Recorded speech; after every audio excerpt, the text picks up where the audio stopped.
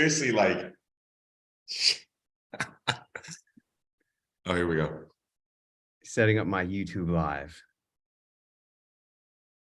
Fucking So ridiculous.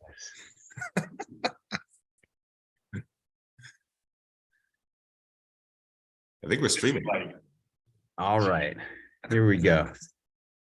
Oh, here we go. Setting up my YouTube live. Fucking So ridiculous. All right. Hey, everybody. I am here with my. Yeah, we're streaming. Right. I'm here with my good friend. I think there's a delay, Clint. There's some kind of delay. How about that? That's better, right? I think so. Yeah. Yeah. All right.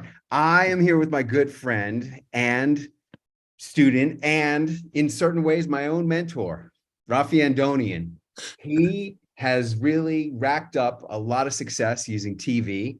And we're going to be talking about how he has gotten his 50 plus TV appearances, how he's been invited to be a guest host on network television, and all the great things that this has done for his life, his career, his personal self, you know, because I say that TV, as I wrote in my book, which you might have seen on the Today Show when I was there with Brooke Shields and Willie Geist, break through your upper limits on TV. I say that going on TV is a personal transformation experience. Raffi, what do you say to that? Absolutely. I love it. Changes who you are, your profile, and, you know, how even everyone not only looks at you, but treats you, even your time, how they treat your time. Amen to that. Let's get right into the juice of this thing. You're able to, I'm going to let you share your screen. And okay. I would age, and let's start going through this. Sure. Made you a co-host. You should be able to share your screen. Let's do it. Let me pull it up. Let's see. Share screen. Good. There we go. We're doing it. Let's do it. And then let's go to my, so I post all these things onto my YouTube channel, which I link to my website. Mm-hmm. So I'm currently reworking. Oh, hold on a second. I want to start this here. Resume. Yep, I'm here with Raffi Andonian. We're going through his media page and his YouTube channel, and we're talking about all the great things that have happened for him in the process of racking up 50 plus network TV appearances, and what that has done for everything in your whole life. So, okay, so you have all these appearances posted on your YouTube channel. Correct. And you will be updating your media page. Yes, sir? Yes. Yeah. Okay. I have a couple different websites. I have 3 different websites before. I can't even remember right now. And the one that this would normally go integrated into, I'm kind of doing some switching up. But yes. That'll be on celebrityhistorian.com? That's exactly right. Yep. Good. Yep. So celebrityhistorian.com right now, which I could show you really quick, is a series. It's like a link tree. Yeah. It goes to a bunch of stuff I do based on this project, one of which does go to my YouTube page right here. Yeah. TV appearances and public speeches at the top. Mm-hmm. And then it redirects exactly to where we are right now. So I have a bunch of stuff on there, but I'm fleshing out this website more because it used to be raffiandonian.com, and I'm going to have that here. And raffiandonian.com will have some other stuff on it too. Yeah, well, celebrityhistorian.com, you know, it should start, you were at Dr. Oz, right? Yes. I mean, you know, that should probably be right at the top of celebrityhistorian.com. Exactly. Okay. Yep. And so, yeah, this is the different appearances. I also have some, of course, talks and speeches on there. Yeah. For example, here's a talk I did on the American Dream. Of course, you know, where's your Dr. Oz video? Dr. Oz video is on here. It's just way back because I've posted so much since then.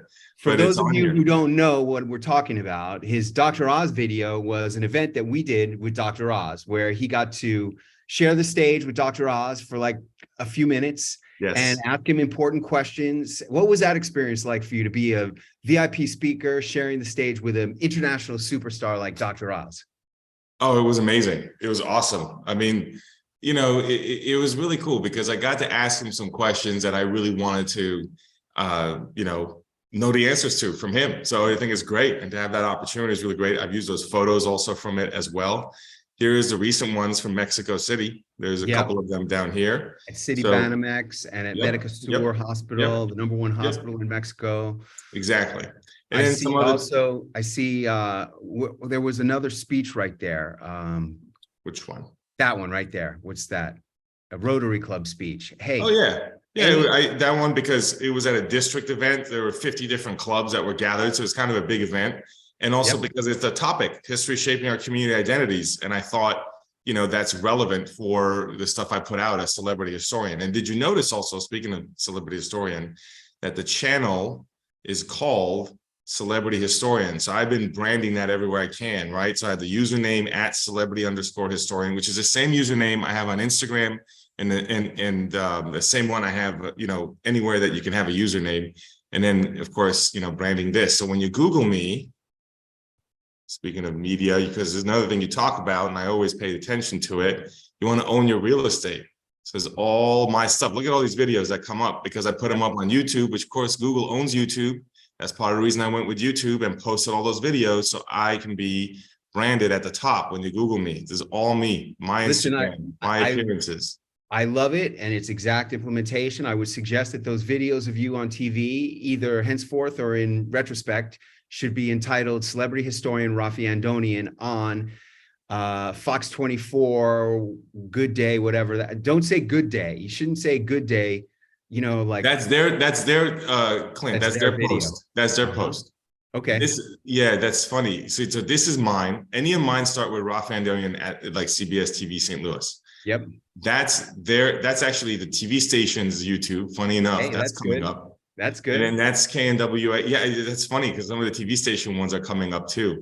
And then well, imagine that TV stations have great SEO value. Who would have ever thought? That's huge, Clint. That's one of the biggest things, because that's something that if obviously Google looks at, right, is how many other popular sites are you on, and the posts not only that you do on YouTube, but the posts that you get on the other TV station websites are very valuable in that regard, because all of a sudden, especially because I'm doing them frequently, all of a sudden, like, you know, you're constantly on there. So now you're important, right? Look, my books come out at near the top. Look at that. I mean, the second link is my books, my Amazon page, which is pretty cool. Your Amazon author page. Yep, my Amazon author page. There's my 3 books. Another strategy that we teach at Impact, Influence, and Income, which you have attended in Acapulco. Yeah, absolutely. And I took notes and actually like apply them. So this is how this stuff happens. Imagine that. Imagine that. If you actually apply what I teach, does it work?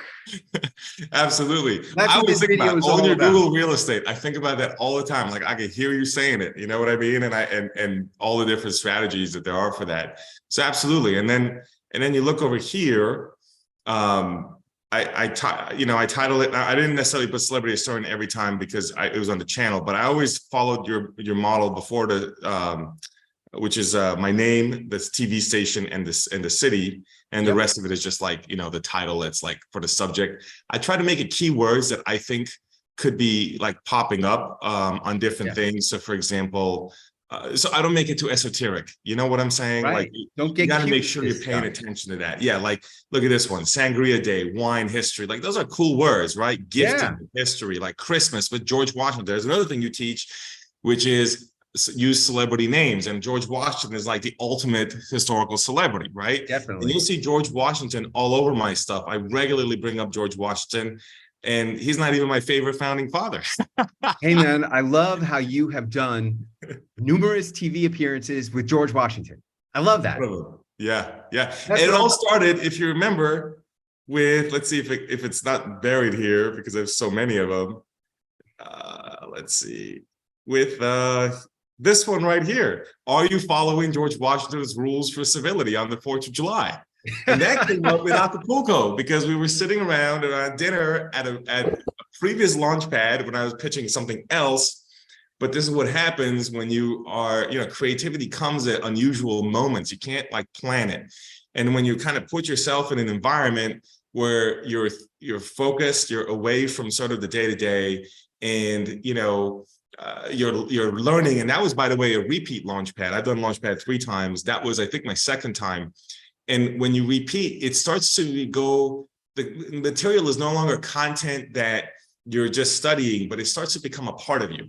You know, that's really important. We talk about beyond memorization, and that applies not only to the lines that you know for your TV appearances, but it applies to the concepts that you're applying so that you're naturally doing them, right? You're naturally applying these sort of strategies. And the only way you can incorporate it to become a part of you regularly is to regularly study and revisit and put yourself in these environments. And so that just came to me. We were talking about, I think, historical celebrities. I wanted something kind of funny. 4th of July was kind of on the horizon. And I turned to you and I said, like right at dinner, informally, I said, hey, Clint, what do you think of, are you following George Washington's rules of civility on the 4th of July? And you said, that's amazing. And I was like, all right. Well, and it has so much in there. It has so much in there. And first of all, you know, I talk about knowing it beyond memorization. And that includes the concepts that Raffi was talking about. And one of the most powerful concepts that you're utilizing is the use of power words, words that have power, and placing them correctly. And what is that hook? Are you following George Washington's rules of civility on the 4th of July? What does that have there? Well, first of all, it's got 3 at least hooks. Number one, it's got a celebrity hook, which is George Washington. Number two, it's actually got 4 hooks. It has a strange question hook. Yep. The rules of civility. What is that? Yep. Number 3, it has a timely hook, which is the 4th of July. And number 4, it has a pop culture hook, which is the 4th of July. So of course that show is going to get booked. How many appearances did you do with that segment? I did 2 in one weekend of the same segment, which is pretty cool. You know what I mean? On the 4th of July weekend. And I'm going to pitch it again this year. And it's also, if you think about it, it's the timely evergreen, right? It is the Holy Grail. I could do that every time. Exactly. I could do that every year. And if I get even just 1 a year from that, right? You got, let's say over 20 years, you got 20 extra segments just like for nothing. You know what I mean? Like you're just doing it. You should be able to work your way up with that segment to major shows. Yeah. Especially if you do it several years in a row. Like you did it on smaller stations. Next year, you should be aiming to do that on top 10 stations. Sure. And as you continue to build your celebrity historian brand and awareness within the producer community, that celebrity historian Raffi Andonian has great timely segments for just about any day of the year. You'll be able to get awareness of this great segment and then be able to show them a great clip where you really, boom, where you really nail it and amp it up. And let's talk about some of the tricks that you've been using and implementing to amp up the power of your segments, because that's really what this is all about. These are your marketing videos. The stations don't care. They don't ever watch them again. You're the one who's using these to build yourself in the eyes of clients and prospects, and even in your own mind. And in order to have your segments being as great as possible, I teach you various elements to include in your segments to make them more compelling TV, more compelling video, more compelling marketing for you and your prospects. So explain to us, if you would, maybe let's go through one of your better segments and you could talk about the elements that you deliberately, systematically, methodically included in the segment as a result of studying the Clint Arthur mathematical formula for how to get on TV anytime you want for free that I teach at Celebrity Launchpad.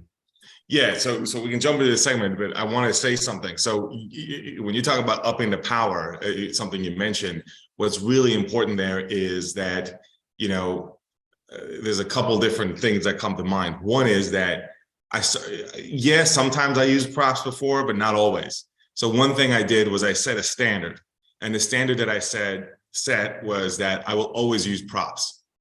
And and that's of course part of your formula, right? And once I did that, it forced me to grow into more creativity. Things that do not have an obvious prop, I found a way to find a prop to hook into it, okay? And that's really important to remember because, you know, some things, you know, it could seem obvious to have a prop, but you have to actually, like, again, be creative, think about it. And once you say, I'm not going to do it if it's convenient, I'm going to do it because I'm going to set a standard, you grow into it. And that's really different, because if you say, oh yeah, I'll do it if I think about it, you're not going to think about it. You I know, love you that have to because force I it. talk about setting your own standards and keeping them. Set your own standards and keep your standards is a very key concept, because look, no one is going to tell you that you need to be going on TV. No one is going to tell you that you should be a VIP speaker at important places, at major logos, on the podium. No one's going to tell you to go find celebrities. Nobody's going to tell you to do any of these things. It's up to you to do them.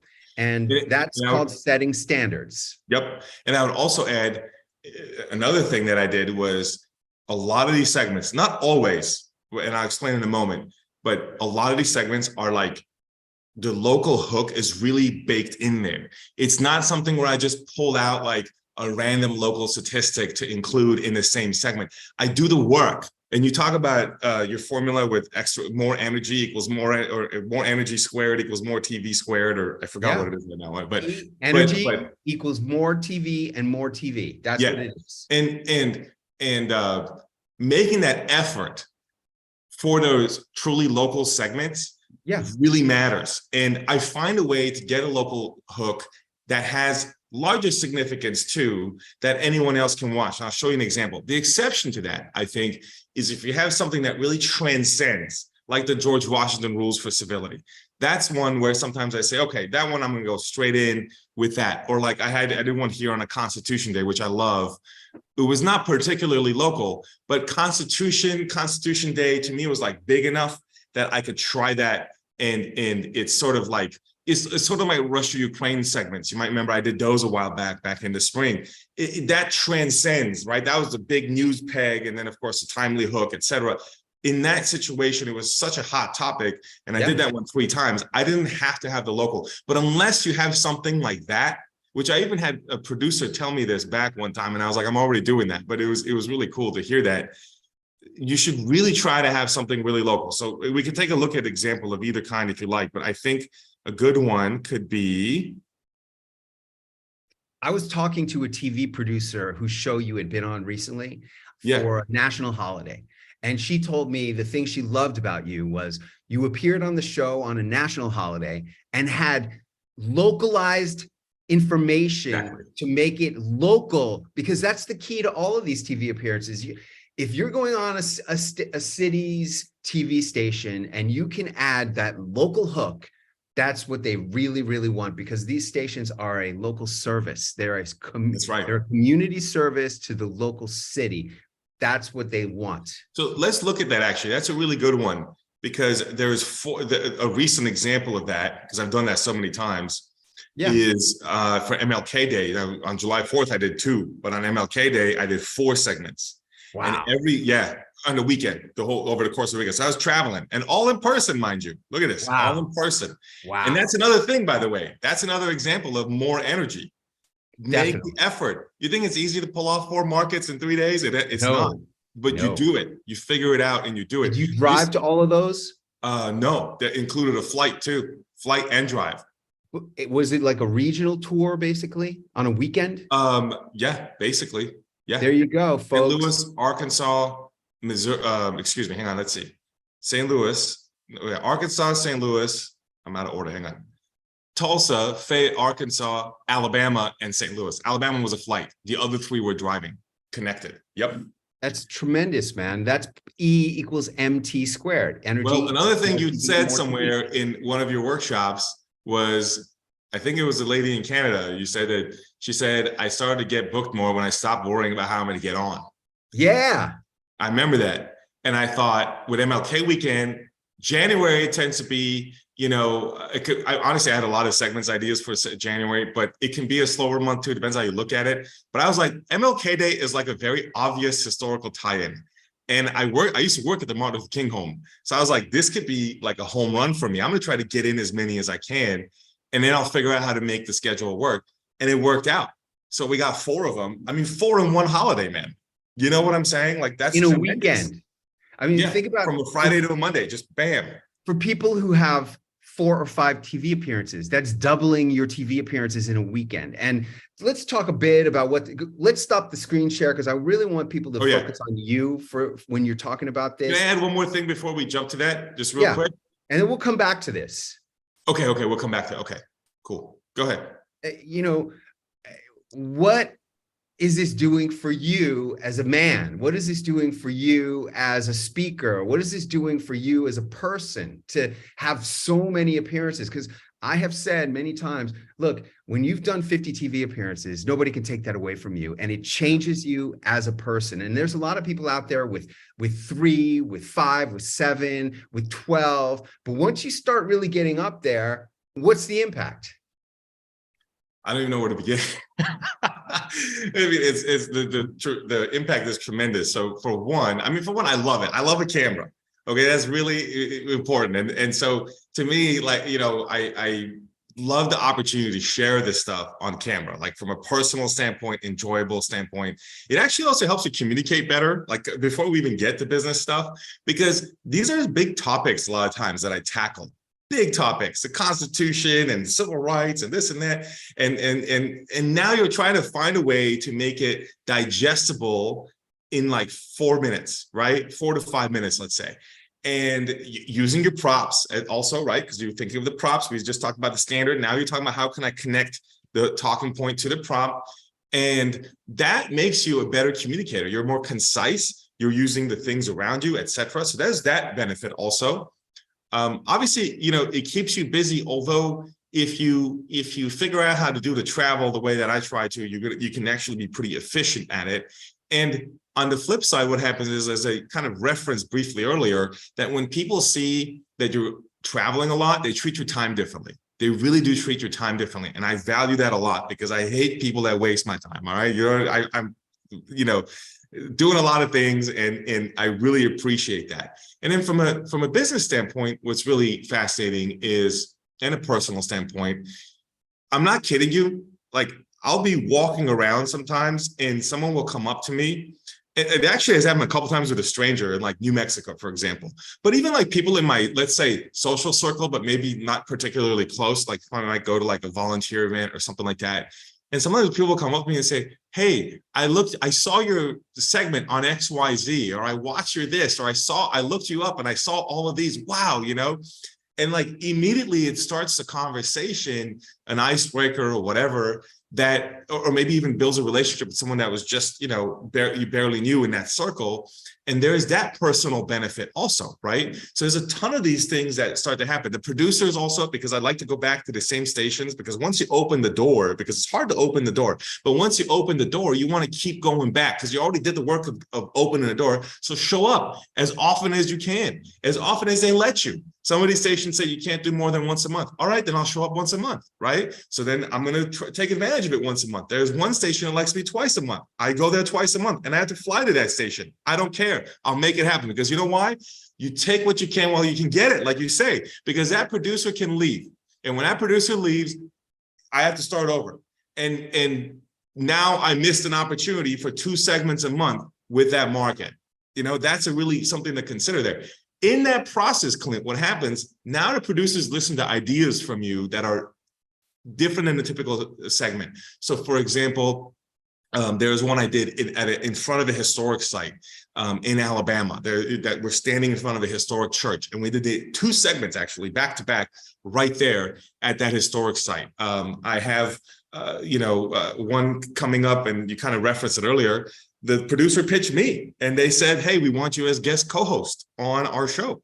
And that's going to happen in a couple of months. And so it changes the power dynamic a little bit. Now the producer's asking me for something, right? As opposed to me asking them. And that happens only because I didn't go there only one time.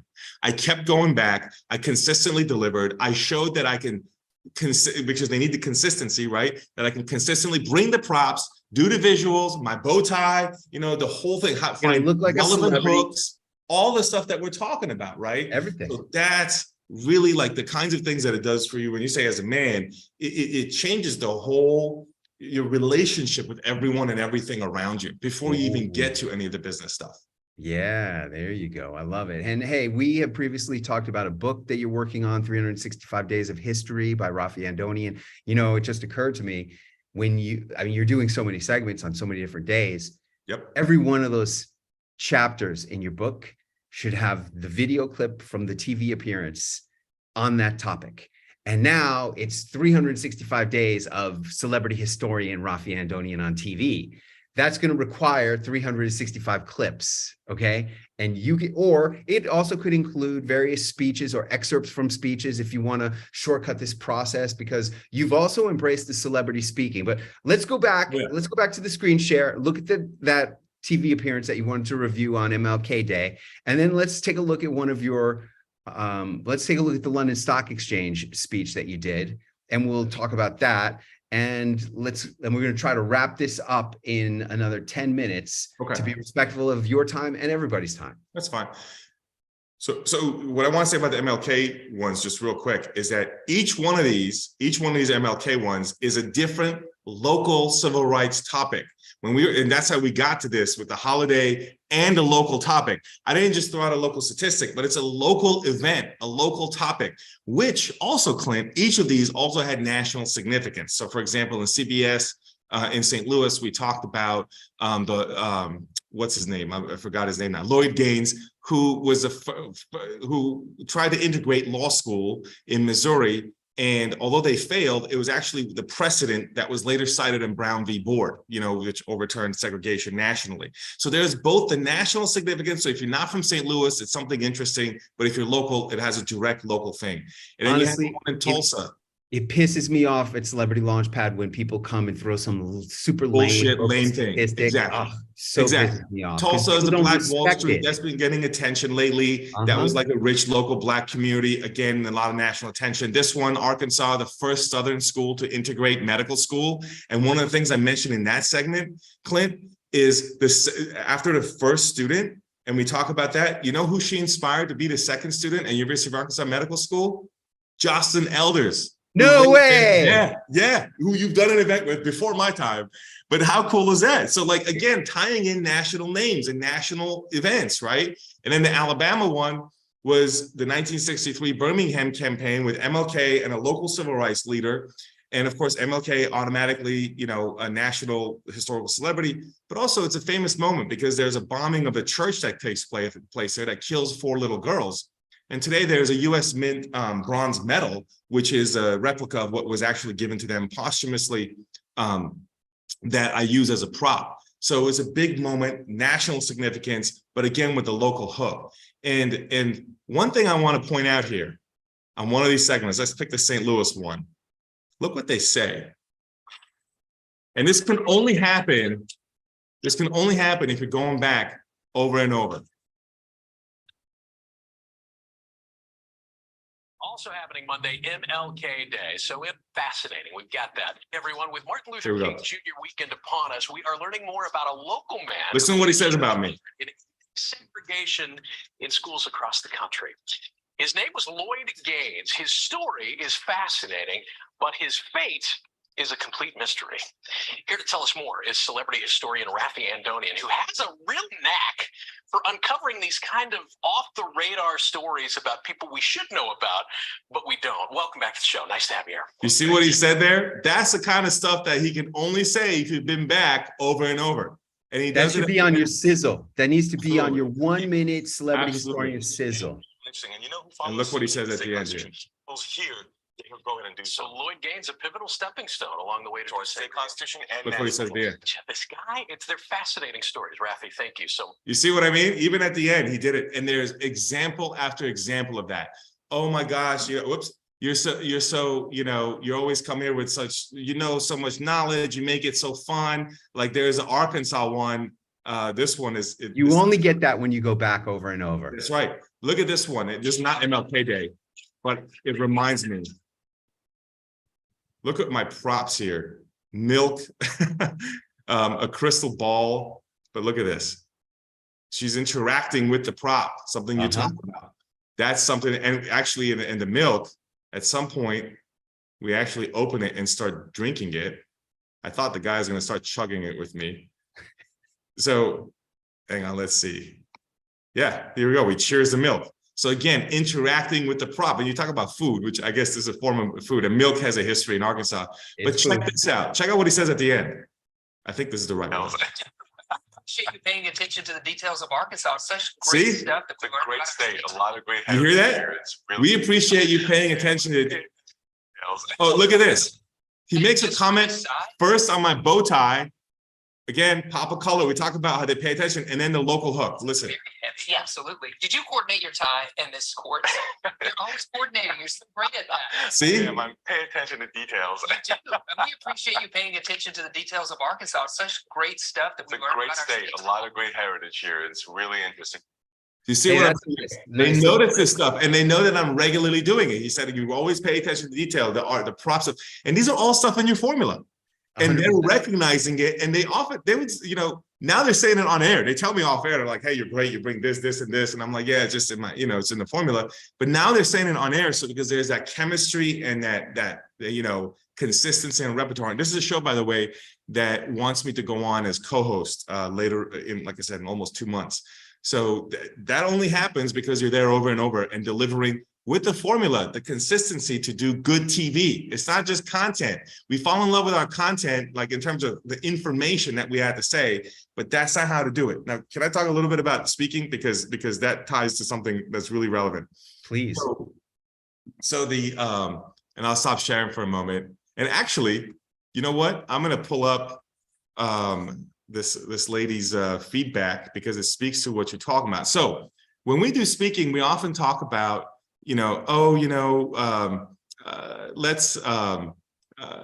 people get like a lot of information in, right? But I want to show you. So I did this talk, a Zoom talk. Yep, this is it. I did a Zoom talk for Vermont Humanities, which is every state has a different humanities council that's funded in part, it's seed funded by the National Endowment for the Humanities. And, these are serious organizations, they're not easy to get talks with. And I decided I'm going to go on a campaign of trying to get on talks, doing as many of them as I can, paid. And one of them, by the way, speaking of, you're talking about speaking elevation, I'm going in September to one of them, and they're going to pay me $5,000 plus travel expenses just to show up and talk. Okay, so it gives you an idea of what's possible. I'll be there for a day doing a bunch of different things. This one, the Vermont one that I just did 2 nights ago, they said we're going to do it on Zoom because it's like an online program they do. Okay, fine. So I was in my living room, did a 1-hour Zoom talk, and I got paid $1,000 just to do that, right? Just for a 1-hour Zoom talk. $1,000 an hour is a pretty good rate, right? Now, of course, I had some prep time, but my point is that this wouldn't happen without the portfolio, because there's 2 points I want to make here. One, the way I approach these different humanities councils, TV, but it actually demonstrates how you talk. But part 2 is when I did this speech, I didn't just share information. This is something you preach a lot. And I always remember it. I was like, what are the stories that I have that can help me convey the information I want, but in story format? And how do I make it engaging and localized? Because the topic I talked about was contested historic sites, which I can talk about all kinds of things. And there's some major national ones I talk about, like atomic bomb and Confederate flag and this and that. But you should always have real local stories. And I have a database I can access some of this stuff. So I pulled out some stuff from Vermont and accessed that. And I wove it into the talk. And look at what one of the moderators said to me. Okay, go back to sharing. Yeah. And by the way, this is me and Jocelyn Elders at CNN Center. Where? Oh, hang on. Let me stop sharing so that you can actually, there you go. Me and Jocelyn Elders at CNN Center. And let me zoom in on her. Yeah, almost other way. Yep. There we go. Jocelyn Elders, 15th Surgeon General of the United States. She was one of our caption celebrities. You don't recognize her face, but when I put the caption, you're like, oh, that's cool. This is one of my fun celebrity attachment photos. And we provide these as part of the MBA program. If you're not signed up to Live Your Best Life Now, we have only a few spots left and you should really get enrolled. It includes trips to Acapulco, pictures with celebrities, speaking at very important places, all the great stuff. So Raffi, let's continue. Yeah. And it ties into TV sometimes. You could end up bringing her up in a TV segment, right? Yep. So, all right. So go back to screen share. So this is from the lady in Vermont, one of the moderators. Right. Thanks so much. Great talk last night. Your experience and background made for excellent transitions. That would not happen without stories. I was talking about stories of my experience working at Gettysburg and going on TV, et cetera, talking about these topics. I literally took the TV stories and my work experience and wove them into the way I was conveying things, okay? And so it affects not my talk, because the TV stories and the photos are assets in the talk itself. Now, I'm sharing my experience and background, not just information. It cannot happen without stories. And then it said made for excellent transitions, right? And you made an outline thing about it all. It says, look, so great to see your audience engage, because I made it interactive. Awesome. You know what I mean? And they want to have me back in the future, which Were is the you other thing using you're the talking about. TV clips in the presentation? I didn't use the video clips because I wanted to be talking, but I used the photo, the screenshots. And then I had a screenshot that was related, like a power shot, like me and Putin, for example, went on the TV for the Russia-Ukraine. And then I would talk about what I did there and how it relates to what we're discussing. That's great, because sometimes the photo can be more of a golden balloon than the actual video. However, when you have great video, like you've seen me do presentations where I use a clip from my appearance on Fox Business Channel talking about how to do powerful presentations when I'm doing VIP extreme speaker training or VIP speaker training. I'll show myself on a big national show, but it works with anything. And, you know, if you do a segment and then you're doing a speech related to that segment, you should probably show at least a portion of the video clip, because nothing celebritizes you more than television. A quick clip. Yeah, that's a good point. I would say that I've used, and I'm not opposed to using video. It's usually like a time thing I'm trying to work on, but I've used the screenshots, like powerful screenshots, like with the lower third, like, you know, with your name on there and your title, or holding up a prop, or me and Putin, like obviously that's the celebrity stuff. Me and the quarters, some of you may know I've done some segments with quarters, with the historic women, like Maya Angelou on there. There's a historical celebrity. And here I am talking about Maya Angelou on TV and the quarter and this and that. And people love that. And that ties into some of what I talk about with contested historic sites. So those screenshots, guys, like you have no idea how powerful they are. So what I do with every segment, by the way, speaking of using your assets, I go back to each segment and I evaluate two ways. One, I watch it without the volume on, because I like to see, am I actually delivering visually? And can I see that I'm having a good time and like this is a show worth watching without listening to what I'm saying? That helps me get better at good TV, like we're talking about. So that pays attention to your facial expressions, your costume, your prop use, your body language, et cetera, et cetera. Because a lot of times in morning TV, someone might be like having it on in the background and it doesn't matter what you're saying, but they want to see what's going on there and turn up the volume. And then part two, I go through and frame by frame, I'm not joking. And I sit there and take photos of my favorite, like freeze frame photos that I saved to my computer, that I think are the best ones, that are either a powerful pose or a great prop shot or a good background, like the one with the historic church, any of those things, a great smile, a great title on the bottom, lots of different things that I include. And I take those frames and I do two things with them. One, there's usually 20 to 30 frames that I keep from each one. So I keep them in a file. So it builds my file. So I have a library of those that I could use for anything that I want. But two, I put them on Instagram. To Instagram, you can only put 10 on the frame. So I take like 10 of my favorites and I put them on Instagram. So you can go through on Instagram and look at my photos of me having a great time on TV, and it complements the videos that I put up on YouTube and Facebook and LinkedIn, et cetera. And that's really important. And then another way I use the assets. So that's one thing to consider, is look back on your stuff and build your photos. But also, I don't just post it on social media. Of course, you saw I have a library on YouTube. But on top of that, I take each of those. And if you go on LinkedIn, there's a featured section. And this is really important. And I go into the featured section and I put all my VIP speaking and TV appearances in the featured section. I don't put anything else. I don't pollute it with anything else. I don't want to water it down. It's the VIP speaking and the TV appearances. And what that does, when someone looks at your LinkedIn profile, they're not going to dig through your posts, because the way LinkedIn works, it doesn't have like a wall up the way that Facebook does, but it does show up that featured section right at the top. And you want them to see that first. And I can't tell you how often that works. Even people that are not even connected to me officially on LinkedIn, but I know they looked at it, because I'll have a meeting with them and they'll say, I was looking at your XYZ. And I'm like, that's interesting. They're either finding it on LinkedIn or searching it and finding it. That's Google territory, Google real estate we talk about. So before I even meet someone, let's say, for the first time talking to them, they already put me on this sort of place of like, wow, you know, and as that happened, it helped me get more and more speaking gigs. So I'm getting more of those Humanities Council speaking gigs. I'm getting more of these other things. I'm getting into, believe it or not, the Business Turnaround Association. I'm going and doing a regional talk for them, and pulling out historical figures that orchestrated turnarounds and how those leadership principles apply to the business turnaround, right? So that's happening because of, thank you, because of the portfolio that I have, and not only because I just like did the appearances, but how I'm using them, where I'm putting them, how they see it before they even talk to me. And someone will say, I loved your stuff. They love it, not just because of the information. Trust me, the information you could find. It's the way I deliver. It's the stuff we're talking about. It's making it good TV, because a good TV show is not just good for TV, it's good for all these other things. It's marketing, and there have been studies that prove the marketing of a product improves the overall experience the client has with the product. You could go from getting a 4-star rating to a 5-star rating if you just improve the marketing of what you're selling. And that's exactly what you're doing in all of the ways that you're talking about it. Let's bring up the London Stock Exchange clip. Oh, yeah. Let's just take a quick peek at that and talk a bit more about VIP speaking, because really, it's the easiest thing. I mean, TV is the hardest thing to do. You really have to go after it the way Raffi has been doing. But the VIP speaking is something that I control.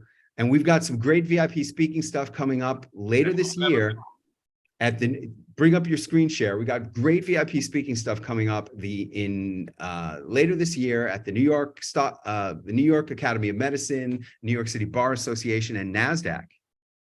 Let's do it. Raffi at London Stock Exchange. Ever met a slave? I know, let's start at the beginning. Yeah. Have you ever met a slave? I have. I was working at the Martin Luther King Jr. birth home and neighborhood. And we were in the summer of 2010 or spring of 2010, walking through his historic birth. Notice I have a tie on, not a bow tie. That was before the bow tie. It's before you really became celebrity historian. And by the way, this event we did three speeches in a row, and this is my first one. I feel like I got better as I went, which is another valuable thing when you do the speeches over and over. Yep. Childhood neighborhood. It was myself, maybe about 10 kids between age 9 and 13, and one chaperone.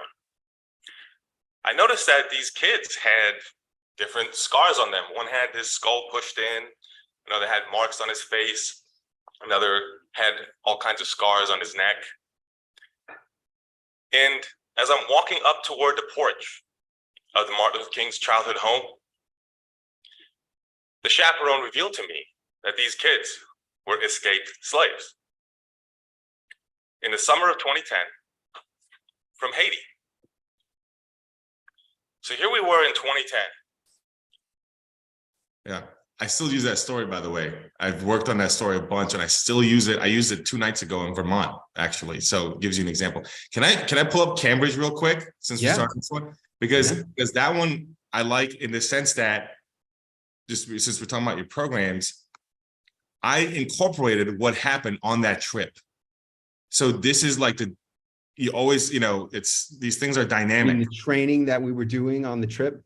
Not only the training, yes, absolutely. About a vacation home. You always help. But the Have you ever met a slave? I have. A century after slavery was abolished. In 2010, I was standing on the lawn of the Martin Luther King birth home, leading a group of little boys on a tour about to enter the front door of King's house. These kids were aged 9 to 13. One had the head smashed in. Another had lashings of a whip on the back of his neck, as if yesterday. All of them had scars around their body.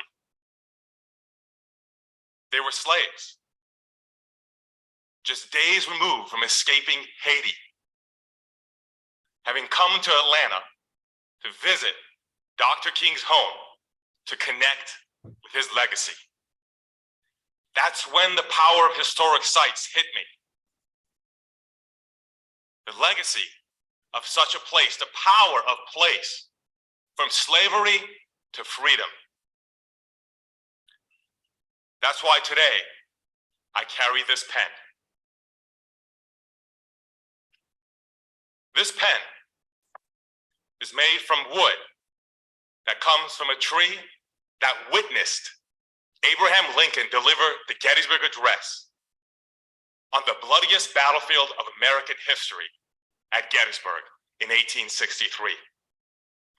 This to me symbolizes the journey from slavery to freedom, the connection of past to present, the new birth of freedom that Lincoln spoke of on the grounds where the last full measure of devotion was given by these soldiers. One such moment I realized that is when I was standing on top of a grave, numbered, no name, because that man had sacrificed his identity in the battle for freedom. In that way, the past connected to my present, the journey of the American experience. The same way, a pen can be such a powerful way of communication is how I connected through a book when I was in Los Alamos, working at the site of the creation of the atomic bomb. You see, as you walk out of the museum, there is a book for reflection by visitors. I opened that book and I started to read some of the comments. The atomic bomb is evil. The atomic bomb saved my grandfather's life. Those were the different perspectives that came from the past to the present to remember each person's story and connection to place. You know, on this trip to England, a couple days ago, Right there. I was walking at Stonehenge. Chris told me that he had left the military from England, guy about my age, in his 30s. He left in 2013, 8 years ago, with PTSD. But it wasn't until 2020, 7 years after he left the military, when he went to Stonehenge for the first time and stood in the center of that stone monument, that he felt, as he put it, at peace. My first time that I felt human. That is how the past can connect to the present. You may choose to visit the past, but the past is always visiting you, as it did for Chris. Back at the Martin Luther King home, just a few days after having met real live slaves in 2010, I was speaking with a gentleman older who had participated in the civil rights movement. And there were different ways of participating, some peaceful, some violent. He was one that advocated a more violent approach in the 1960s. But as he stood there in 2010 in front of me, provoked by the conversation that takes place only at a place like this, that you may not have even in your own living room, he told me, I was wrong. Dr. King was right. That is the kind of revelation that can happen with the power of a historic site. These issues continue with us today. On September 17th, the 234th anniversary of the writing of the Constitution in the United States, we continue to debate these issues. That's why I wrote my book, How Many Ways Did Founding Fathers Oppose the Constitution?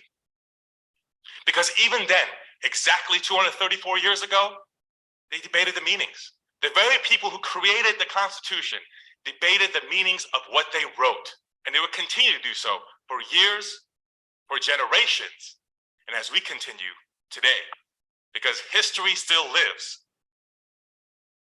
And what is past is still around you in your present. Wow. Raffi, that was masterful. That was truly, no, seriously, that was such compelling viewing. If you're watching this video right now, you could feel how compelling this talk was about historical sites. That's what this was. how history impacts your life today. And who the hell could have done that? Only Raffi Andonian, with his experiences on TV, with props, with meeting celebrities, with bring all of this into a cohesive, easily plain English communication of concepts. It was really, really amazing. And just talk briefly about how the two previous, or the three previous, because we had London Stock Exchange, we had Stonehenge, we had Oxford, and then we did Cambridge, and how that all led up to such an amazing performance here in this video. Well, what I did was I tested different components of their different of my, stories in the earlier ones, right? And I got feedback from you and a couple other people on what was the strongest, most powerful pieces. That's one. Two, of course, we did training. And this is, I cannot emphasize enough. Sometimes people just show up to the speech and they skip some of the training, which I don't understand. The training is critical, because if we were to go through all of them, you would see I improve as we go through the week, not just because I switch around some of the stories a little bit. The slave story I keep at the core, but some of the other ones I kind of play with, but also my delivery changes. You see, I'm ending more on power words and so on and so forth. I brought the circle full story. We started at MLK home. I kind of finished at the MLK home, etc. And then number three, I was open to my experiences on the trip itself, informing and changing. So for example, I said, I met Chris at Stonehenge. That was like a day or two before then. So I'm incorporating what's there. And I'll just add actually part 4, maybe. You notice we were there on September 17th, the anniversary of the Constitution. And I thought I'm going to incorporate that in. And we were just talking about it. By the way, a year later on the anniversary of the Constitution, which is 2022, I was on TV doing a Constitution segment, and I used props. I used dollar bills with the founding fathers on them. And I pulled out a dollar bill that was a relevant currency bill that was, with the founding fathers story associated. That was using prop and founding fathers story, etc. Who made the Constitution that interesting? Come on. Force Nobody. Props. You can find props even on the Constitution. But my point is, I tied that in too, which I did not say on the prior speeches, but it's the whole experience, man. It's the whole experience. It can't happen. This stuff can't come together. You see, I did the slave story better for this fourth time versus the first time. Sure. You see, I played with the stories. It was smoother, I think. The delivery we talked about, which is based on the training, the person I met, Chris, and actually talking to the guy at Stonehenge. That's another thing. Instead of just like jerking off while you're walking around, Stonehenge, I had the guy there and I just started talking to the guy, interacting and taking advantage of the moment. And I didn't know it's going to lead to content for the speech. You just have to let things unfold, the creative process. And in the interaction, I was like, holy crap, this guy, like what he just said, like really is powerful. And I got to incorporate it. So you've got to do the whole experience. If you do this stuff, do the whole experience. Hey, I really appreciate you're taking the time. The time has flown by because it was such a compelling experience with great video, with celebrities, with props. You've seen the implementation of props. You've seen local hooks, timely hooks. You've seen setting your own standards, attention to detail, so many of the things that I teach in Celebrity Launchpad for sure. And if you're ready to go on TV, go to Guaranteed with a D, celebrity.com, guaranteedcelebrity.com, because I guarantee you're going to get invited on at least 3 TV appearances with my friends at ABC, NBC, CBS, and Fox, or you get all your money back plus $1,000. Nobody's giving you a guarantee like that. Or go to bestlifenow.com, bestlifenow2023.com if you want to do celebrity speaking, VIP speaking, get photos with celebrities. There's training involved. You come to Acapulco. How's Acapulco? Is it worth the trip, Raffi? Lovely. The diet, the scenery, the content, all of it. So this is all available. I want to say, really, Raffi, this is amazing. I'm going to recommend to every member of our community to watch and review and study this video carefully because there was so much here. I really appreciate how gracious you have been with your time and with the lessons that you've learned in this process. And you're such an eloquent explainer and speaker about all of this. So thank you so much for doing this. Thank you, Clint. I mean, you saw how much stuff I've learned from you, and there is way more. We could go on. And it's really important, as I said, as people learn from you, to do the entire experience, like the examples we gave, repeat experiences, and study what it is that you're when you write it down as a note, don't just like let that be the last time. Study it, revisit it, internalize it, make it a part of you so you live it, so you actually see the results. Thank you, Raffi. Thank you.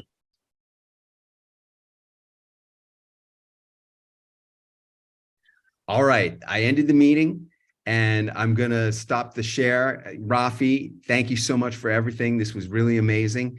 You want the link for the Cambridge video, since you mentioned you want some people to watch it? Can you post it somewhere or like within the live? Probably not, right? We just watched the whole Cambridge video. Oh yeah, true. Yeah, duh. So they can watch it right on the program. I want people to watch this video. Yeah. This video Yeah. is loaded. Yeah, perfect. Perfect. Awesome. Cool. Hey man, it's 2 o'clock. You gotta go. I got to run. Yep. Thanks, dude. I appreciate it. Thank you. Fun.